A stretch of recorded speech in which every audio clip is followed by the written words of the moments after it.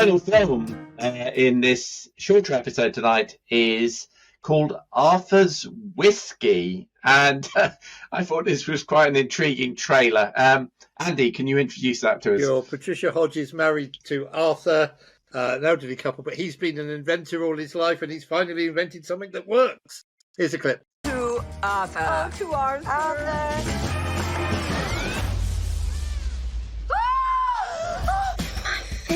Look at these puppies. What are we gonna do? You never heard him say that he discovered the elixir of youth? In a bottle of scotch. You're never too old to become young. Exactly. But this was quite a surprise when I don't know what from the title I expected the film to be, but it wasn't this.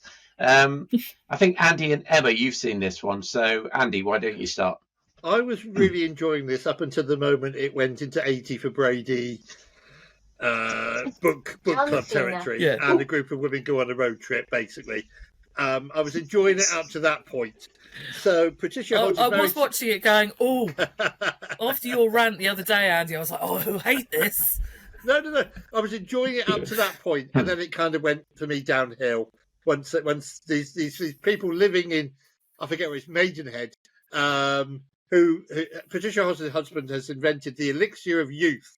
And Patricia Hodge and her three elderly friends, one of them being Lulu, the other being Diana Keaton, drink this elixir of youth. It turns them into young women. They go out, have all sorts of adventures. They go out to nightclubs. They go out and do all the things young people do. Then it turns out one of them's got terminal cancer. They decide to go off to Los Angeles and have the trip of their life. Up until that point, up until the point they left Britain, I thought this is a good, solid British comedy. I'm really enjoying it. Good cast and so on. But then for me, I just lost interest once they went to America. If they'd stayed in Britain... It was Vegas, isn't it? It was Vegas. To Las Vegas, where they end up on stage with Boy George, who, by the way, features in Typist on his Pirate King. It's one of his songs. I thought it was a good, solid comedy up until that point. Right. Okay, Emma. Yeah, I mean, it was exactly what it said on the tin, really, wasn't it? You know exactly what you're getting, and I don't object to these sorts of movies. Yes, there are lots of far-fetched things.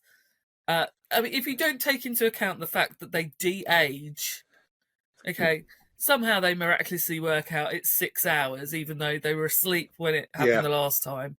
Yet in the future, when they take it, it happens more or less instantly. And I mean, my main bugbear was the fact that they go into his little shed and they find lots of different bottles of the elixir of youth, all in different shaped bottles, all in different places hidden. And I was just like, I don't know. I know he was a bit scatterbrained, but I still think a man who knows how to make this is going to put it all in one crate in the corner of the room. But Agreed. Which ones for the whiskey and which ones where he just couldn't, he got caught short and just couldn't think. But I like, it was a fine, amusing watch. Good pass. Yeah, just harmless nonsense, I think is the phrase I will use.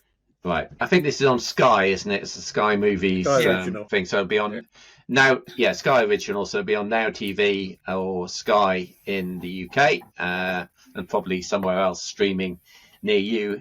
Although it strikes me as a very British film, so I'm not sure it will get a US showing. But there you go. It's surprising that Diane Keaton was in it. Yeah. That's obviously. I think she's obviously in it to try and give it a bit of an international flavour. Yeah. Right. Yeah. Okay, scores on the doors then. Emma? I'm going to give it a 6. Yeah. A 6. And Andy? I was going to give it a 7, and then they went all 80 for Brady and Book Club next chapter, so I'm giving it a 6. A 6 as well. Yeah. So that's, for once, right, 2 shows. The maths is avoiding complex fractions. That gives us a Flickering Dreams score of 6.0, which unfortunately makes Arthur's Whiskey a miss. So